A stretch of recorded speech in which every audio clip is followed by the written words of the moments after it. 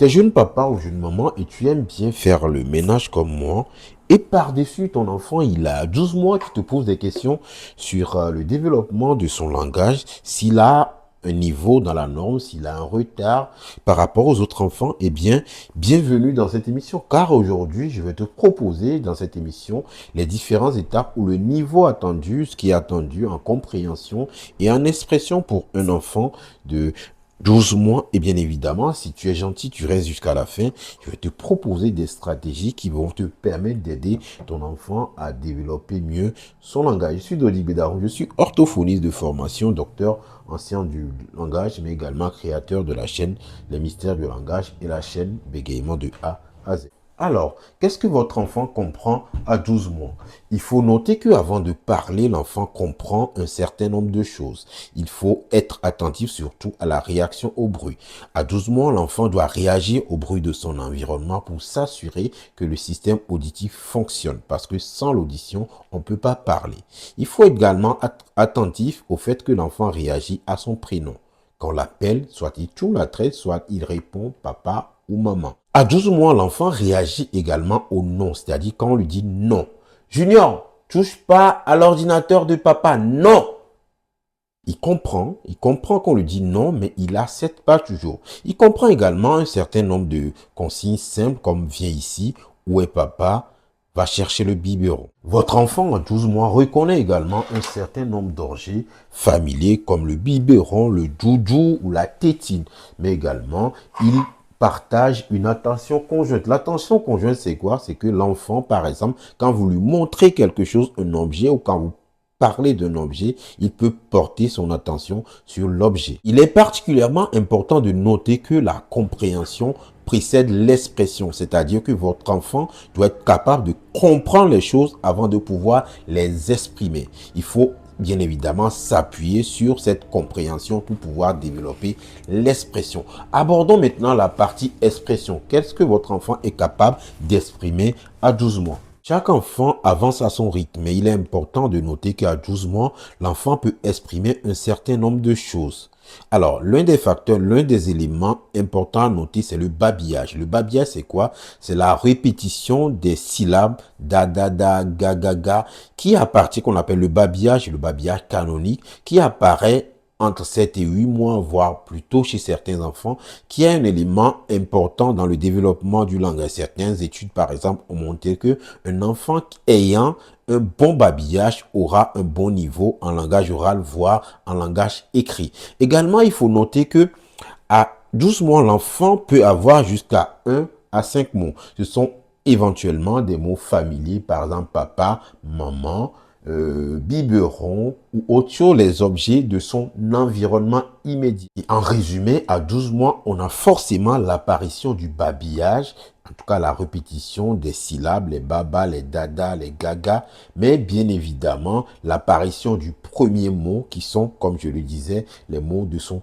environnement. Il faut également noter que chez la plupart des enfants, ces mots, ce sont des mots déformés, c'est-à-dire que là, au niveau de l'articulation, ces mots ne sont pas bien articulés, ne sont pas bien prononcés, mais ce qui n'est pas grave. C'est à travers l'interaction avec l'adulte que l'enfant va apprendre à mieux articuler, à corriger son articulation. Bien au-delà de ce qu'on appelle la communication verbale, la communication non verbale a également son importance. C'est à travers le non verbal que l'enfant qui n'a pas encore assez de mots va pouvoir communiquer, va pouvoir demander, va pouvoir interagir. Il va par exemple imiter l'adulte, il va par exemple pointer du doigt un objet pour l'isoler des objets, on appelle ça le pointage. Il va également utiliser le regard pour orienter son regard vers l'objet désiré par exemple. Il est important que l'adulte soit, ou que les parents soient attentifs à ce mode de communication qui est un élément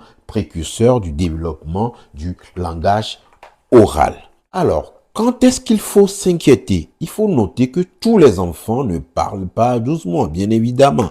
Mais certains éléments vont être inquiétant. Et ce qui est plus important que ça, c'est le développement de la communication de manière globale. Parce que là, nous parlons du verbal, nous parlons de la compréhension, mais également nous parlons du non-verbal. C'est l'ensemble de ces éléments qui donnent des indications. Toutefois, il y a certains éléments qui vous permettent de savoir que votre enfant, il est susceptible d'avoir des problèmes. Quels sont ces problèmes? Avant d'aborder ces problèmes, si tu aimes ce que je propose, bien évidemment, et si tu aimes ce nouveau format, un peu plus ludique, un peu plus dynamique, abonne-toi et laisse un commentaire, un pouce bleu, ça me plairait beaucoup.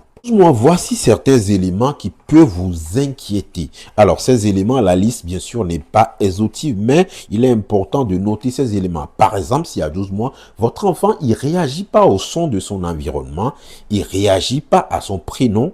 Votre enfant, il n'imite pas, il ne pointe pas le regard, c'est-à-dire qu'il ne vous regarde pas quand vous lui parlez. Si votre enfant s'isole, il est toujours dans son coin, il ne babille pas, ou au niveau auditif, les bruits de son environnement, je pense que je l'ai déjà dit, l'enfant, il ne réagit pas. Il est important de noter une attention particulière à ces éléments et de pouvoir consulter un spécialiste. Parce que un enfant qui ne réagit pas à son prénom ou au bruit de l'environnement, il est possible qu'il y ait un problème d'audition. Ou un enfant qui s'isole, qui n'imite pas, on peut soupçonner d'autres pathologies qui sont des troubles envahissants du développement, par exemple. C'est pourquoi il est important de noter ces éléments et de pouvoir le signaler à un spécialiste. Je sais bien, je sais, tu vas me dire, oui, mais moi, j'ai pas d'orthophoniste à portée de main, j'ai pas de spécialiste. Oui, ça, je sais, j'ai vu des parents qui sont confrontés à ce genre de problème. C'est pourquoi je vais te proposer, en attendant de trouver un spécialiste, ce que toi, tu peux faire, parents qui me regardent,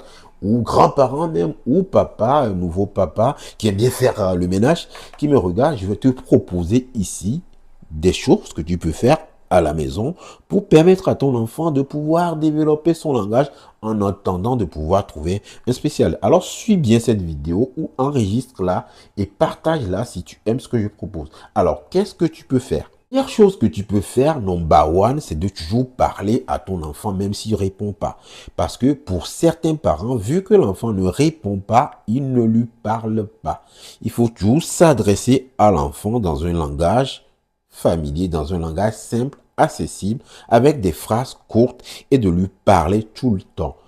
Lui parler, c'est aussi lui décrire tout ce que vous faites. Par exemple, si vous lui donnez un bain, il est important de pouvoir dire à cet enfant les parties du corps que vous lavez, par exemple. Vous lavez la tête, les bras, le ventre. C'est ainsi que l'enfant apprend à reconnaître ces différentes parties du corps et de pouvoir les intégrer dans un premier temps. Si vous lui répétez, si vous commentez des choses, si l'enfant il le dit pas, c'est pas grave.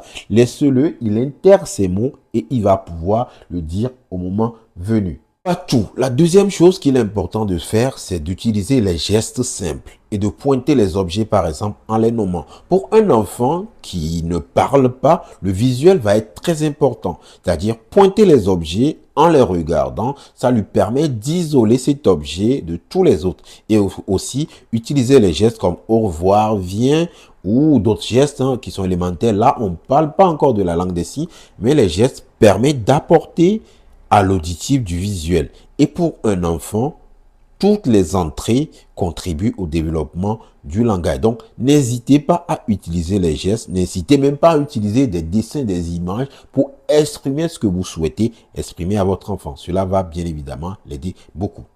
Number 3, la répétition. Il est important de répéter à votre enfant les mêmes choses. C'est de cette manière que votre enfant va intégrer les choses. N'hésitez pas à utiliser les mêmes mots, à les répéter dans plusieurs situations, ce qui permettra à l'enfant de savoir que cet objet, par exemple, c'est un petit gobelet et à chaque fois, quand vous l'appelez gobelet, répétez et cet enfant va pouvoir l'intégrer. Quand je dis de répéter, là, je parle des parents, mais je ne vous demande pas de faire répéter à l'enfant. Ça, c'est un autre sujet. Nous l'aborderons peut-être dans une autre émission, mais il faut noter que le fait de faire répéter à un enfant, très souvent, peut engendrer d'autres pathologies. Vous n'avez pas besoin de lui faire répéter. Le fait déjà de répéter, vous, ça lui permet de l'intégrer. Ça, c'est un élément sur lequel j'aimerais quand même appuyé. La quatrième chose que j'aimerais aborder, c'est de savoir que le langage se développe souvent dans le plaisir. Quelquefois, on a l'impression, on a envie d'être trop sérieux envers l'enfant et on a envie de faire les choses de la manière la plus stricte possible. Il faut noter que l'enfant aime apprendre, l'enfant veut apprendre dans le plaisir. Donc, il est important de jouer avec l'enfant, avec votre bébé de 12 mois, de crier, de sourire, de faire les activités dans le plaisir. C'est dans le plaisir que l'enfant apprendra, bien sûr, à aussi jouer avec le mot. Parce que, avant tout, le langage, c'est un plaisir. Avant tout, le langage, c'est comme un jeu. L'enfant va apprendre à parler dans le jeu et c'est ainsi qu'il apprendra mieux. Cinquième chose qui est plus un conseil, c'est d'éviter les écrans. Pour plusieurs parents, vu que l'enfant il a du mal à parler, on va dire il va apprendre à parler devant les écrans. Il va apprendre à parler en suivant les dessins animés. Il faut noter que certains enfants, l'écran va avoir d'autres conséquences. L'écran isole l'enfant et lui permet pas d'interagir avec les adultes, avec les enfants de son âge. On vient de le dire, le langage s'apprend dans le plaisir, dans le jeu. Donc, il est important que l'enfant joue avec les adultes, bien sûr, mais aussi avec des enfants de son âge. Tout à l'heure, je parlais des effets néfastes de la répétition, c'est-à-dire quand faire répéter l'enfant. L'une des répercussions, c'est la mise en place du bégaiement. Alors, si le bégaiement t'intéresse ou si ton enfant bégaye déjà, sache que j'ai écrit un livre qui est disponible sur Amazon qui s'appelle Face au bégaiement de l'enfant. Dans ce livre, bien sûr, tu vas trouver toutes les techniques et astuces pour aider ton enfant à arrêter de bégayer. Dans ce livre, d'ailleurs, tu as pas mal d'exercices qui peuvent aider non seulement un enfant qui bégaye, mais un enfant qui présente un retard de langage. N'hésite pas à faire un tour sur Amazon et acheter ce livre si cela t'intéresse. Pour conclure, il est important de noter que à 12 mois, l'enfant met en place les bases du développement du langage et certains éléments comme l'attention conjointe, comme le regard, le pointage sont des éléments qui doivent être en place. On a également parlé du babillage. Donc, il est particulièrement important d'être attentif à ces éléments-là, mais également à la réaction au bruit, à la réaction au prénom de l'enfant. À chaque fois, si vous avez des doutes, il est important de consulter un spécialiste. Seul un spécialiste pourra évaluer le niveau langagier de votre enfant et de vous proposer des techniques, des astuces ou de vous orienter vers un spécialiste qui est mieux adapté à vous aider. Si vous avez aimé cette émission, n'hésitez pas à partager autour de vous. Moi, je vais continuer mon ménage. Très bonne soirée, très bonne journée et à très bientôt pour d'autres sujets. Au revoir.